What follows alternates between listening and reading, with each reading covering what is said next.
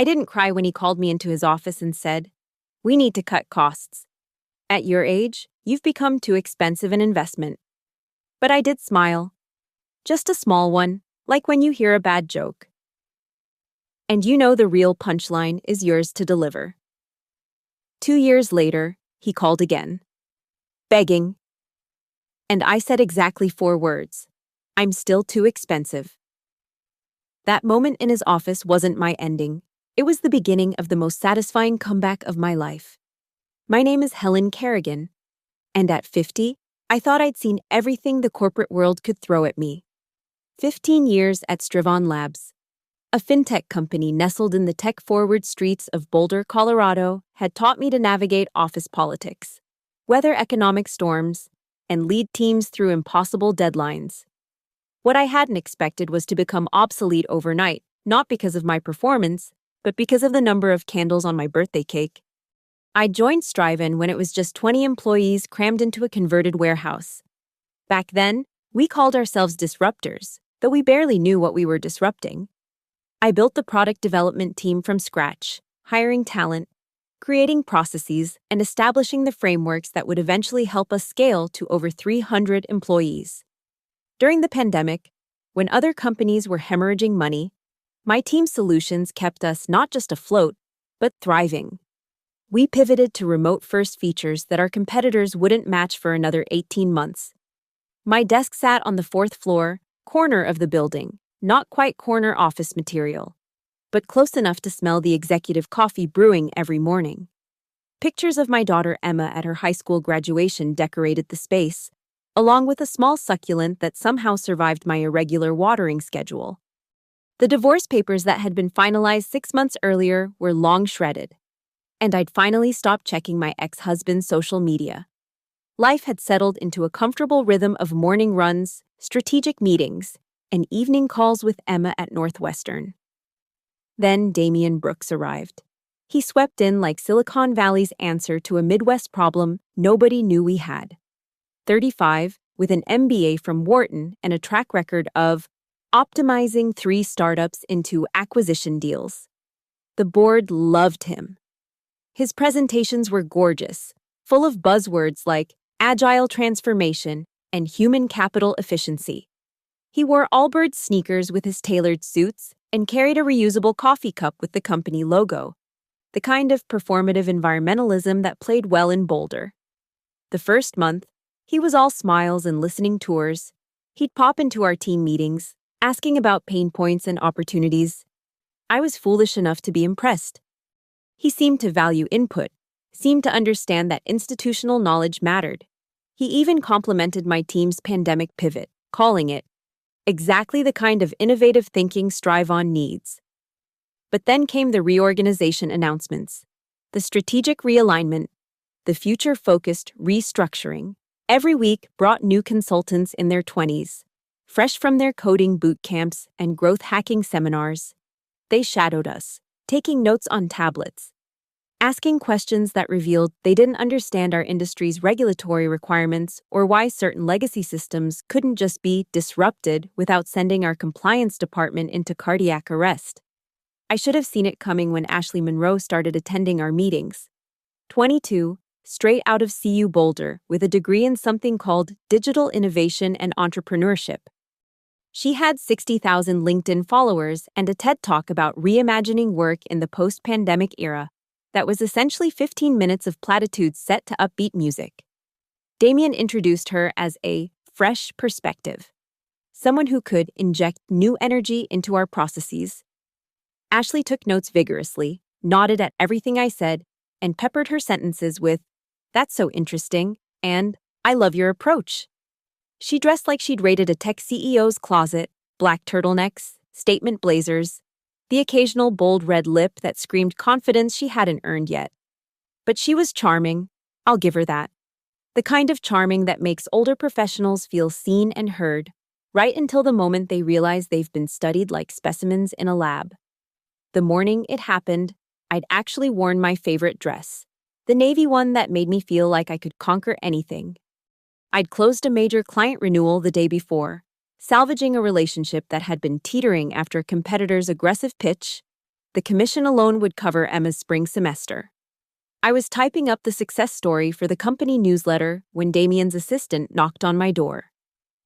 He'd like to see you in conference room C. Not his office. Conference room C, the one with no windows, where they'd let Marcus go 2 weeks earlier.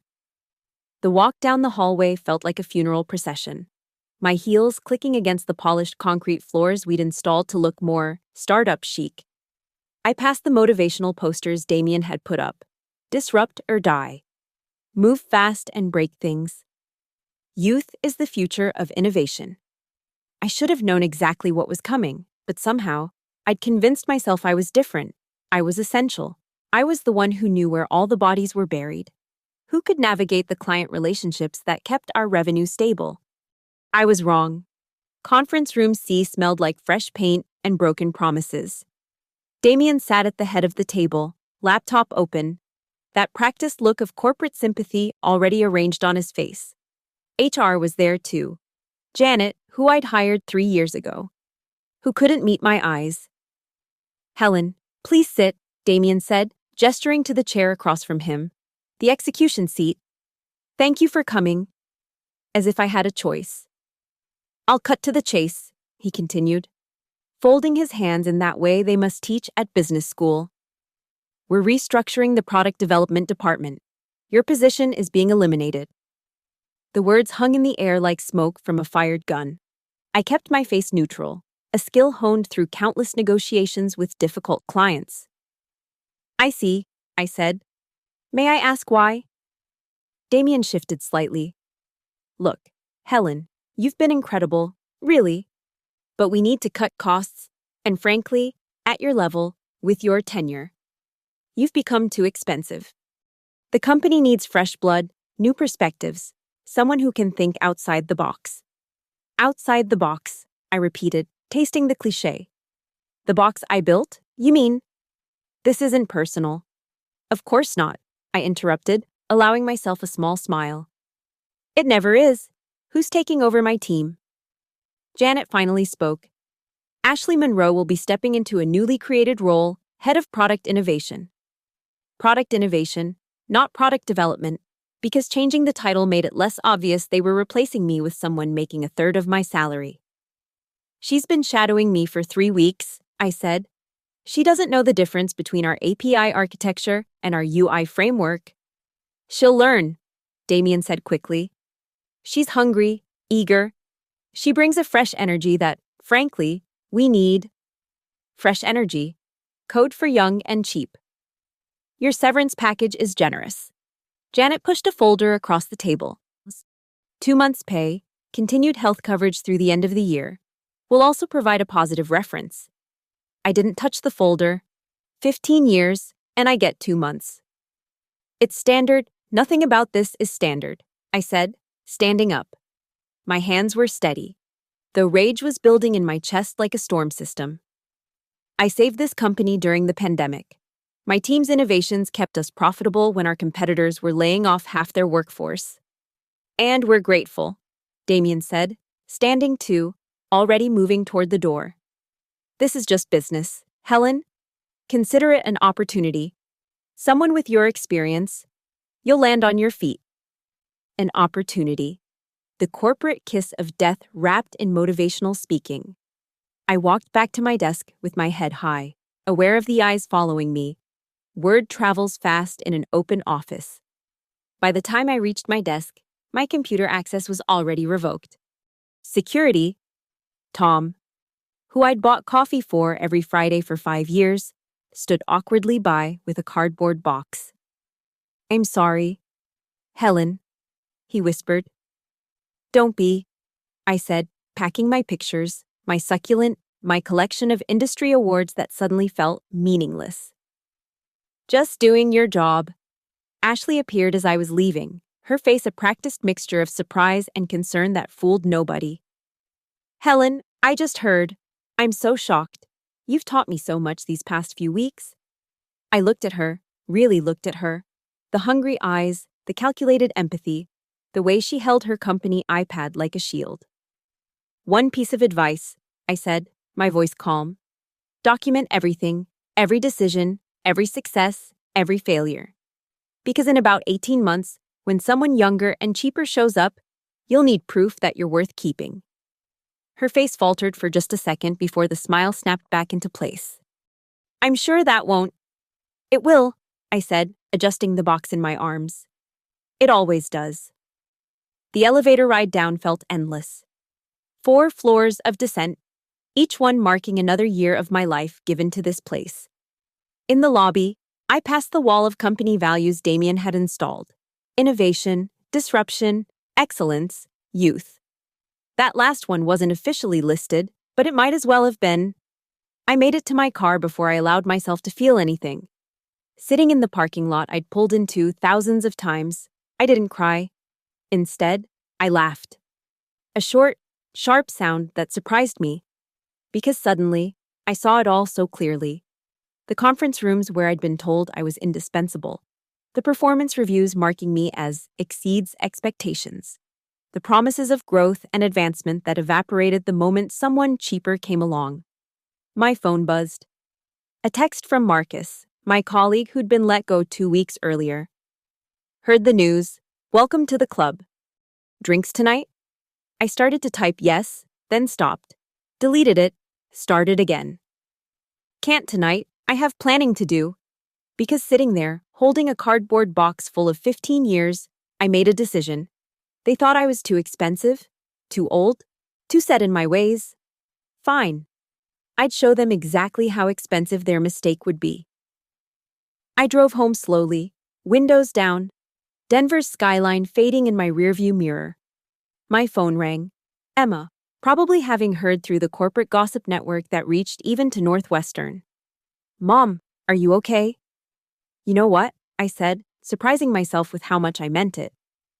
I think I'm about to be better than okay. The first week was the hardest. I'd wake up at 5:30 a.m., muscle memory pulling me from bed for my morning run and commute that no longer existed. I'd make coffee for 2 out of habit, 1 for now, 1 for the road, then stare at the extra mug like it was mocking me. My LinkedIn exploded with sympathy messages. So sorry to hear. Their loss. You'll bounce back. Empty calories of corporate compassion from people who'd never risked their own positions to speak up against ageism. A few recruiters reached out with opportunities that were clearly steps backward. Consulting gigs, contract work, positions reporting to people I'd trained 5 years ago. I spent 3 days in pajamas, eating takeout Thai food and binge-watching Netflix documentaries about startup failures. It was Marcus who finally dragged me out of my spiral, showing up at my door with a bottle of wine and a reality check. You look like hell, he said, pushing past me into my living room. Thanks. Really what I needed to hear. No. What you need to hear is that wallowing isn't your style. He poured 2 glasses, handed me one. The Helen Kerrigan I know would already have 3 plans and a spreadsheet. He was right, and I hated him for it. The turning point came during a video call with Emma. She was in her dorm room. Fairy lights strung behind her, looking so young it made my chest ache. Mom, do you remember what you told me when Dad left? She asked. That men are genetically incapable of loading dishwashers correctly? She laughed. After that, you said we don't rebuild from breakdowns. We build something entirely new. Something better. My own words, thrown back at me by my 20-year-old daughter who somehow seemed wiser than me in that moment. I'm scared, I admitted. I'm 50. Starting over wasn't supposed to be part of the plan. Mom, you literally saved a failing company during a global pandemic. If you can do that, you can do anything. Besides, she grinned. You always said you had that one great idea you never had time to pursue. She was right.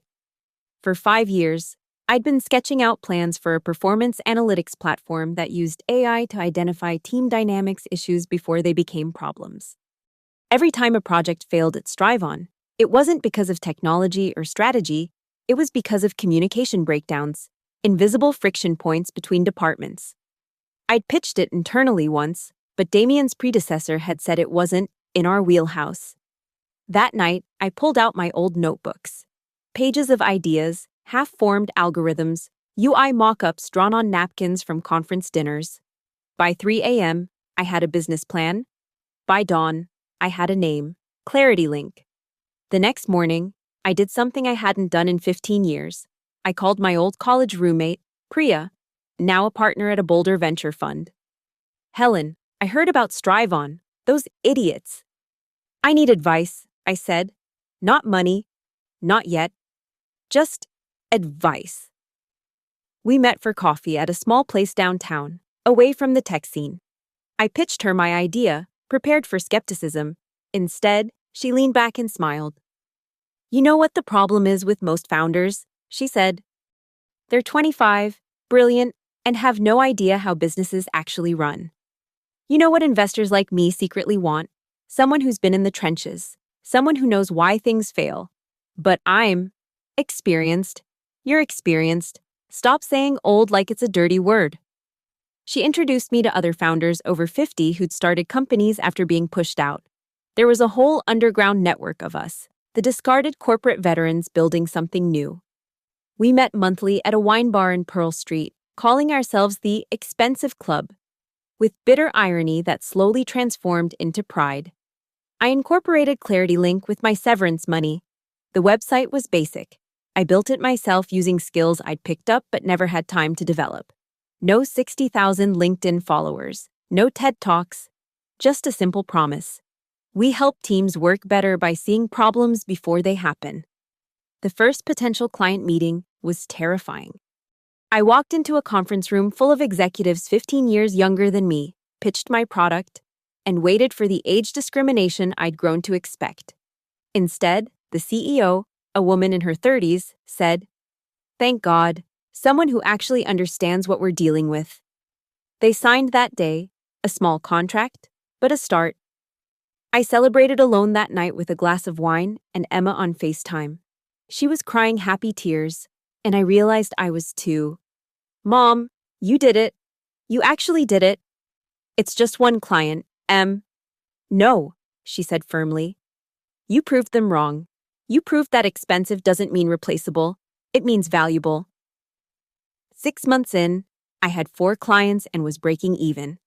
The platform was rough around the edges, but it worked. More importantly, it solved real problems, the kind only someone who'd spent 15 years in the trenches would know existed. I ran into former colleagues occasionally. Some were encouraging, others awkwardly changed direction when they saw me. Janet from HR pretended not to recognize me at Whole Foods, which was fine. I had nothing to say to her anyway. But I wasn't bitter, not anymore. Anger had transformed into something more powerful: purpose. Every small victory felt enormous. Every client meeting where my age was an asset rather than a liability validated my worth in ways Strivon never had. The morning I signed my 10th client, I drove past the Strivon offices. My old parking spot was taken by a Tesla with a Disrupt Everything bumper sticker. Probably Ashley's. I didn't stop, didn't even slow down. I had work to do. Building Clarity Link from nothing taught me things 15 years at Strivon never could. Like how to negotiate with vendors when your company credit card has a $500 limit, or how to pitch investors who look at you like you're their mother trying to be cool, or how to code through the night because you can't afford to hire developers yet. The garage became my headquarters. I cleared out boxes of Emma's old school projects and my ex-husband's golf clubs he never picked up, setting up a proper workspace, 3 monitors bought secondhand, a whiteboard covered in algorithmic flows, and a coffee maker that worked overtime. Some days I felt like a stereotype, the suburban mom turned entrepreneur, but most days I felt alive in ways I hadn't in years. Funding was the biggest challenge. Traditional VCs took one look at me and saw risk. Not the exciting kind of risk they bragged about taking, but the wrong kind, the 50-year-old woman kind. One particularly memorable meeting ended with a partner suggesting I consider bringing on a younger co-founder to appeal to our demographic. Your demographic? I'd asked. You know, innovative thinkers, digital natives. I walked out of that meeting and sat in my car for 20 minutes, alternating between rage and despair. Then I called Priya. Stop chasing their money, she said. Chase the clients. Revenue trumps everything. So I did. I cold called. I networked at events where I was often the oldest person in the room. I leveraged every connection from 15 years in the industry. Slowly, ClarityLink gained traction. Not the explosive hockey stick growth VCs wanted, but steady, sustainable progress. The breakthrough came from an unexpected source. A former client from Strivon, David Kim at Meridian Financial, called me directly. "Helen, I heard you went independent. We're having massive issues with our remote team dynamics. Ashley tried to help us set up something, but..." He paused diplomatically. "It wasn't what we needed." My first instinct was to be petty, to ask for details about Ashley's failure. Instead, I stayed professional. "I can help. Let me show you what ClarityLink can do." Meridian became my anchor client. Their contract alone covered my basic expenses for 6 months. More importantly, David's testimonial opened doors. "Helen Kerrigan doesn't just understand technology," he wrote on LinkedIn. "She understands people. That's rarer than you'd think." Year 1 ended with 12 clients and my first full-time hire, Raj, a brilliant developer in his 40s who'd been optimized out of his last job. We bonded over being considered dinosaurs in tech years before actual retirement age. "You know what's funny?" he said one late night as we debugged code. "They think we're obsolete, but we're the ones who built the systems they're standing on." Together, we refined ClarityLink into something special.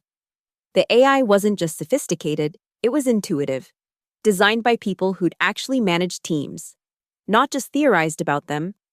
We added features our younger competitors would never think of because they'd never lived through the problems we were solving.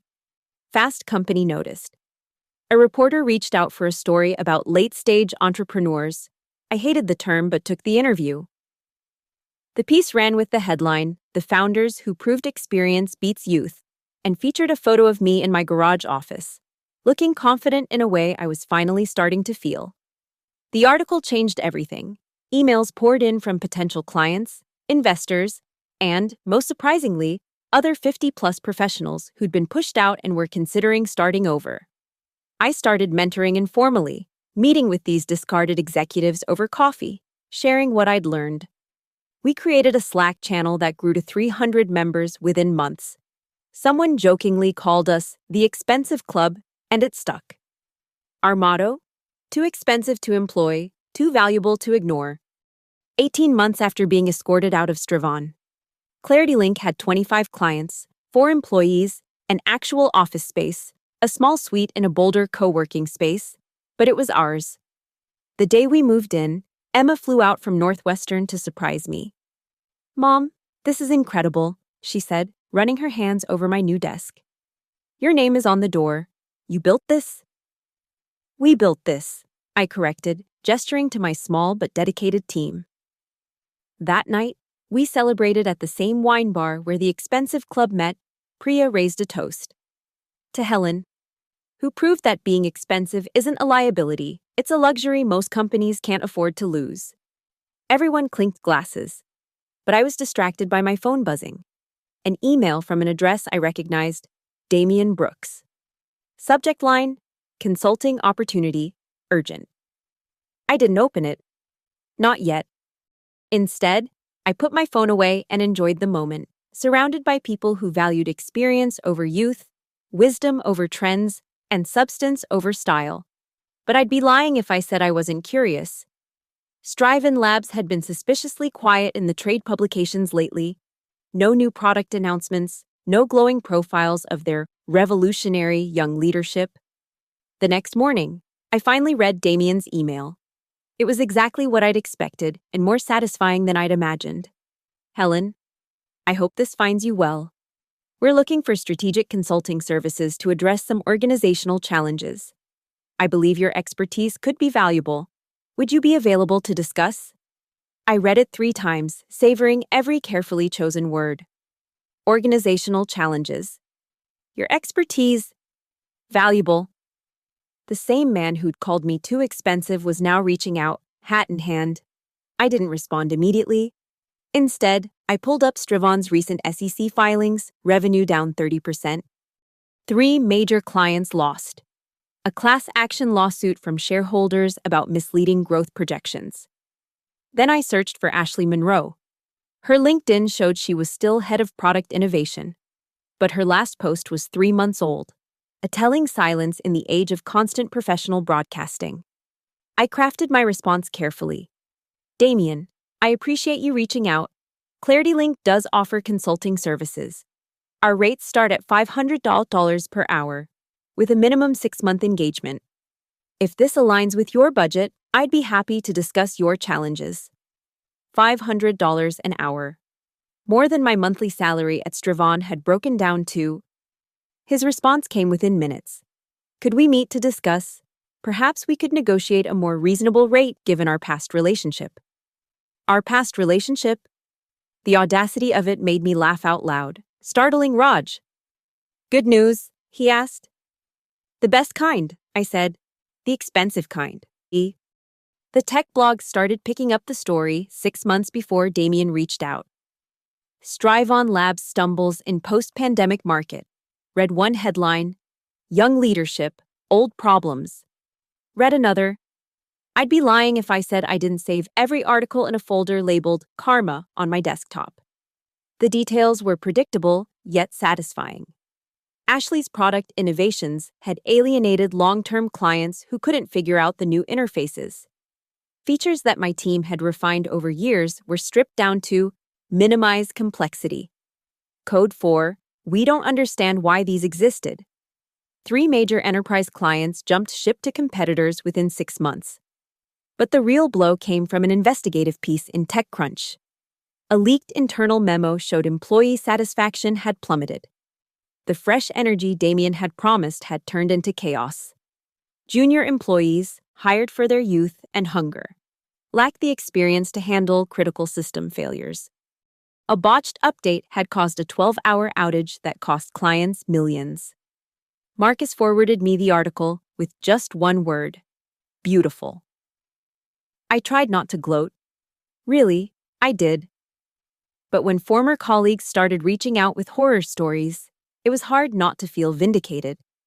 Tom from security told me Ashley had fired 2 senior developers for resistance to change. They'd suggested her new architecture would cause scaling issues. She ignored them. The system crashed under Black Friday traffic. She actually said experience was overrated. Tom laughed bitterly over coffee. Said intuition matters more than expertise. The shareholder lawsuit was the final nail. Turns out, promising revolutionary transformation through youth-focused leadership looks great in presentations but terrible in quarterly reports when revenue drops by 1/3. The board was demanding answers, and Damien was running out of buzzwords to hide behind. I watched it all unfold from my new office, feeling a mixture of satisfaction and genuine sadness. Strivon had been a good company once. The employees still there, the ones who'd survived the culling, didn't deserve to suffer for Damien's hubris. Then came the LinkedIn post that made everything clear. Ashley, after months of silence, shared a lengthy article about learning from failure and the importance of mentorship. Buried in paragraph 3 was the key line. I've realized that innovation without foundation is just disruption. Translation, I'm in over my head and everyone knows it. The comments were polite but telling. Lots of great insights and thanks for sharing, the LinkedIn equivalent of bless your heart. But one comment stood out from a former Strivon engineer. Maybe this lesson could have been learned before dismantling a functioning department. Ashley deleted the comment within an hour, but screenshots were already circulating in the Boulder tech community. A week later, I got a call from Janet in HR, not an email, a call. Helen, how are you? Her voice was strained, professional warmth barely covering desperation. Thriving, Janet. Thanks for asking. A pause. I'm glad to hear that. Listen, I'm calling because we're exploring consulting partnerships for some organizational restructuring. Damien already reached out, I said. I sent him our rates. Yes, about that. We were hoping, given your history with Strivon. My history? I interrupted. You mean when I was too expensive to keep as an employee? Silence. Then, Helen, that wasn't my decision. But you delivered it. You sat there while Damien explained how my experience had become a liability. I'm sorry, she said quietly. I really am. Maybe she was. It didn't matter. ClarityLink's rates are non-negotiable, I said. If Striven wants our help, you know the terms. She sighed. I'll relay that to Damien. That afternoon, I got another call. This time from Richard Chen, the board chair, the one who'd hired Damien in the first place. Helen, I'll cut to the chase. We need you. You need ClarityLink, I corrected. No, we need you. Specifically? The institutional knowledge we lost. When you left. It's become clear that was a mistake. An expensive mistake? He actually chuckled. Touché. Look, between us. Damien's days are numbered. The board has lost confidence. But before we make any changes, we need to stop the bleeding. Your name keeps coming up from clients who left. They trust you. They trust me because I never betrayed that trust for a younger model, I said. I deserved that. Richard admitted. We all did. We bought into the mythology that young equals innovative. We were wrong. I let the silence stretch out, savoring it. What would it take? He finally asked. To get you to consult for us? My terms are already with Damien, but Richard, even if you meet them, I'm not coming to save Striven. I'm coming to demonstrate what ClarityLink can do. This is a business transaction, not a rescue mission. Understood. But I wasn't done. And I want Ashley in every meeting. She needs to see what actual product leadership looks like. Richard agreed immediately, which told me everything about how desperate they were. The news broke in the Boulder tech scene within days.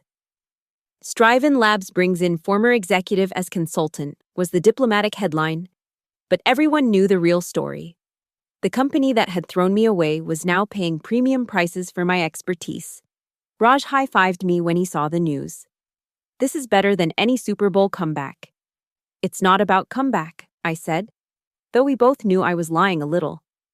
It's about showing the market what ClarityLink can do. My phone buzzed with texts from the expensive club. Congratulations, vindication, and more than a few give them hell messages.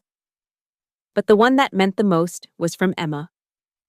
Mom, I'm so proud of you, not for going back, but for making them come to you. You know your worth now. Make sure they pay it. The contract negotiations with Striven took 2 weeks. They fought on every point until I stood up to leave. Then they caved. 6 months, $500 per hour, minimum 20 hours per week. Plus, a public statement acknowledging ClarityLink's role in their strategic revitalization.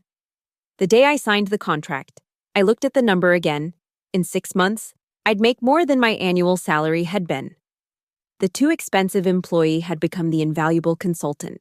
But the sweetest part wasn't the money. It was knowing that on Monday, I'd walk back into that building with my head high. Not as someone begging for a job, but as the expert they couldn't afford to lose and now could barely afford to hire. Monday morning arrived with Colorado's typical September crispness. I dressed carefully, not the navy dress I'd worn on my last day, but a new suit I'd bought with my first ClarityLink profit. Charcoal gray, perfectly tailored, paired with the watch Emma had given me when I signed my 10th client.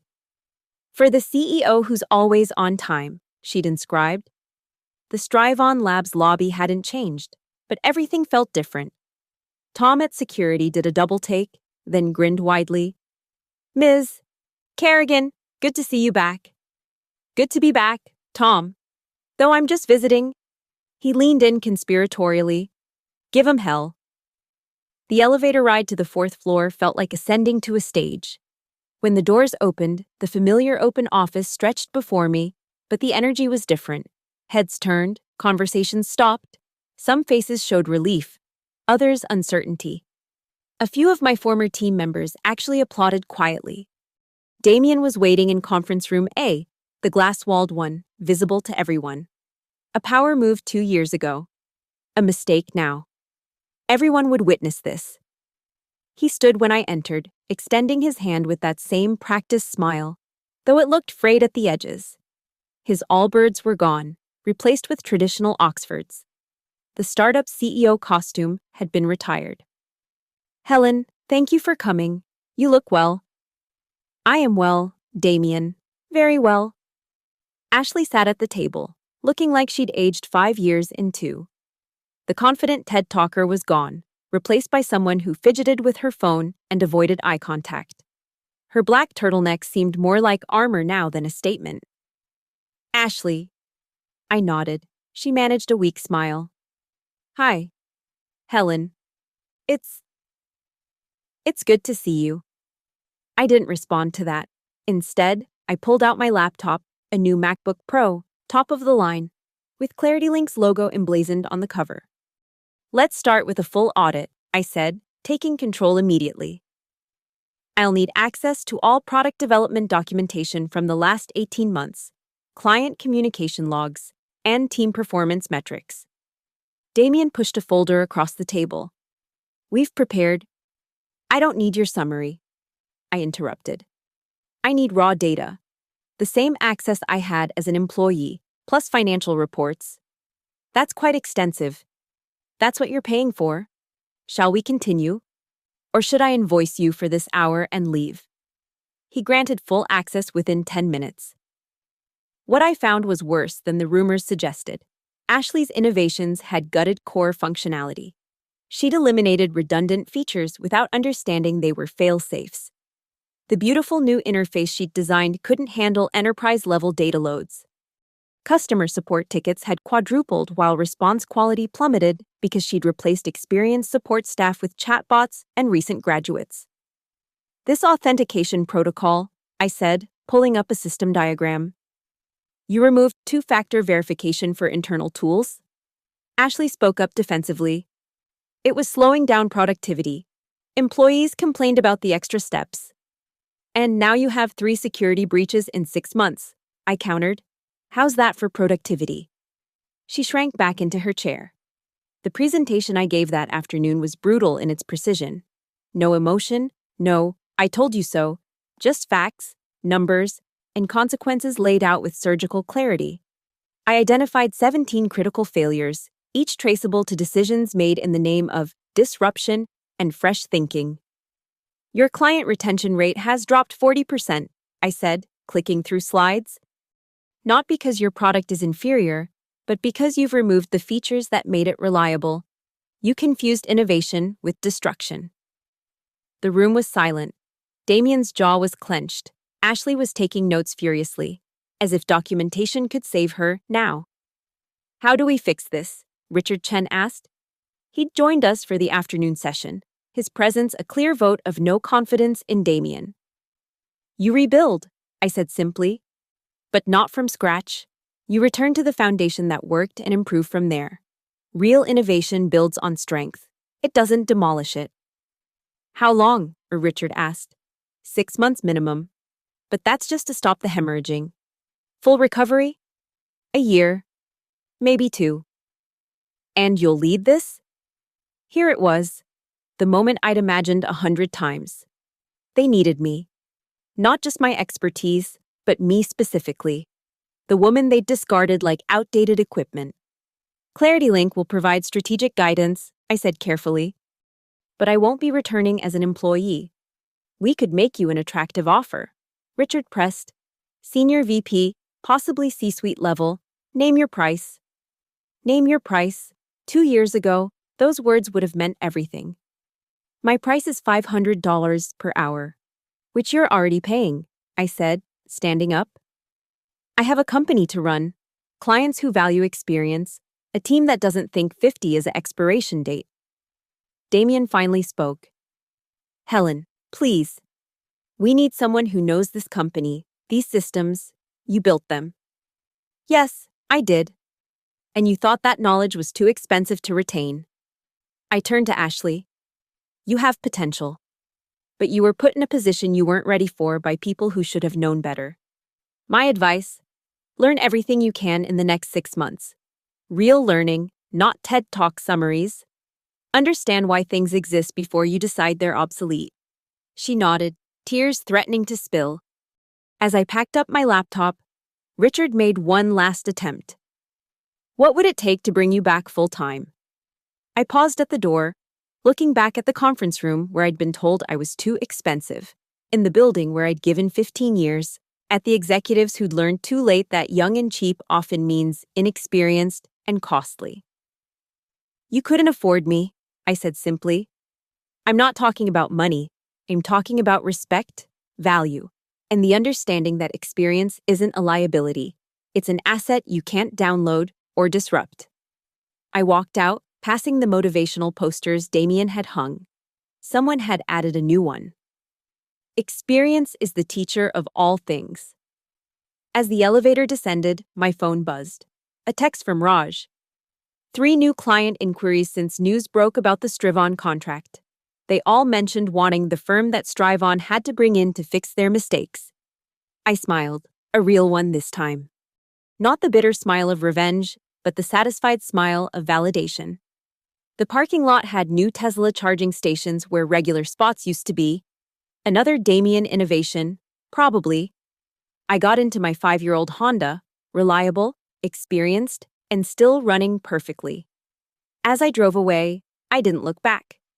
The 6-month consulting contract with Strivon ended on a Thursday. I submitted my final report, invoiced for the last hours, and walked out of their building for what I knew would be the last time. Damien had been replaced 2 months earlier, quietly pursuing other opportunities.